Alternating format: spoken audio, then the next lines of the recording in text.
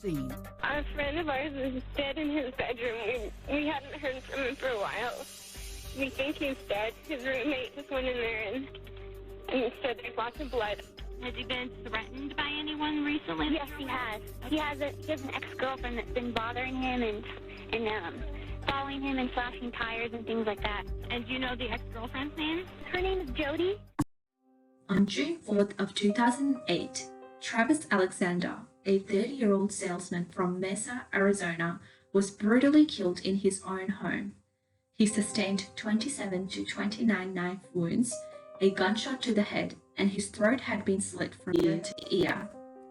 His body would go undiscovered for 5 days and would eventually be found by his friends, who went to his home, as they had not heard from him for several days, only to discover his body in the shower.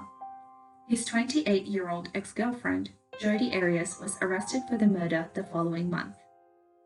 Travis Victor Alexander was born on July 28, 1977, in Riverdale, California, to parents Gary Alexander and Elizabeth Alexander. He was a devout Mormon who was a salesman and motivational speaker for a company called Prepaid Legal Services. Jodi Ann Arias was born on July 9, 1980, in Celius, California, to William Arias and Sandra Arias. She was an attractive young woman and an aspiring photographer when she first met Travis. They met in September of 2006 at a professional conference in Las Vegas. The two had an instant connection and they hit it off really well. Later that year in November, Jodi chose to be baptized into the Church of Jesus Christ of Latter-day Saints, of which Travis was a member of. In February 2007, they officially started dating, but only after 5 months they broke it off. Despite this, they maintained a physical relationship, and those around them described their relationship as tumultuous and unstable. This relationship seemed to be going okay and working out for them. But trouble began when Travis started dating another woman. He allegedly told his friends that Jodi was so jealous and that she had slashed his tires twice, and his new girlfriend suspiciously received a harassing email from a John Doe, which was suspected to be Jodi. Travis also told his friends that he suspected Jodi was hacking into his Facebook account and was stalking him. After this incident, Travis had also told one of his friends, "Don't be surprised if you find me dead one day," which is very chilling when thinking about his eventual fate. On June 2, 2008, Jodi rented a car and made the 16-hour trip to Travis's house from her grandparents' home, where she was staying at the time. She arrived at his house on June 4th, and according to her, they had sex before she brutally murdered Travis in his own home. It was also found that days before Travis's murder, on May 28, 2008, a gun was stolen from Jodi's parents' home in a burglary. The same gun was used to shoot Travis, which shows premeditation on Jodi's part. Before I dive into her potential state of mind in this situation, I have to say this is pure speculation, based on information that I've read from media reports, her actions, and police interviews. It was found that Travis had planned a work-related trip to Mexico on June 15, just days after his murder. He had originally planned to take Jodi and had asked her previously, but later changed the ticketing information to take another female friend with him. Even though she denied being jealous of this in court, it likely triggered her actions on that fateful day. There is an indication of obsessive behavior from Jodi, as she had slashed his tires and had hacked his social media accounts. In addition, Travis's friends who knew Jodi mostly had a negative opinion of her, and one friend had said, quote, "Jodi was totally obsessed with him. She wouldn't let him go. Whenever he would try to sever all ties, she would threaten to kill herself. He would tell her he didn't want anything to do with her, and she would show up at his house. We knew it was her. We didn't want it to be her, but we just knew it was." Her actions show that Jodi was jealous at the thought of Travis moving on with another woman and leaving her behind.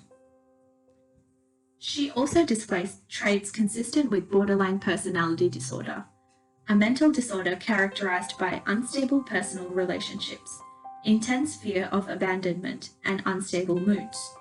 Individuals with borderline personality disorder may also engage in impulsive self-destructive behaviors, especially when they're upset, and may react in extreme ways to avoid abandonment.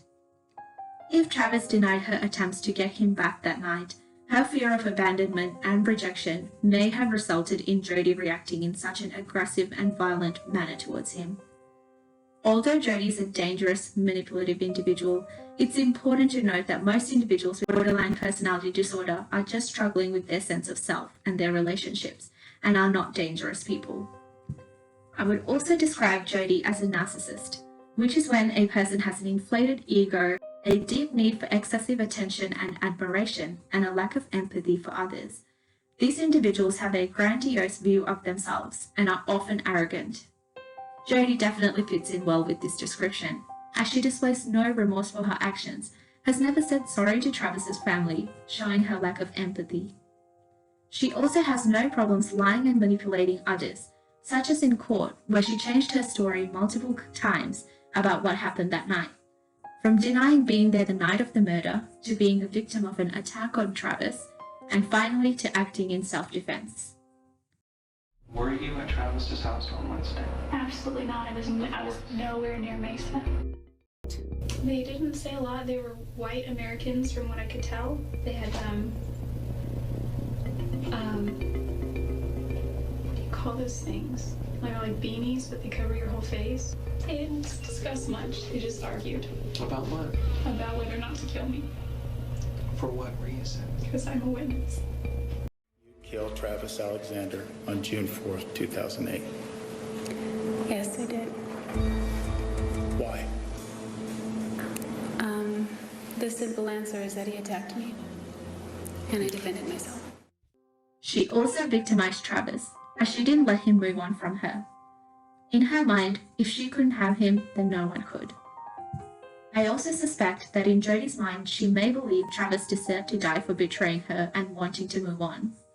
She also likely thought that she would get away with the murder and would convince the court that she was innocent. Reports say that she has told the media, quote, "No jury is going to convict me because I'm innocent, and you can mark my words on that one. No jury will convict me."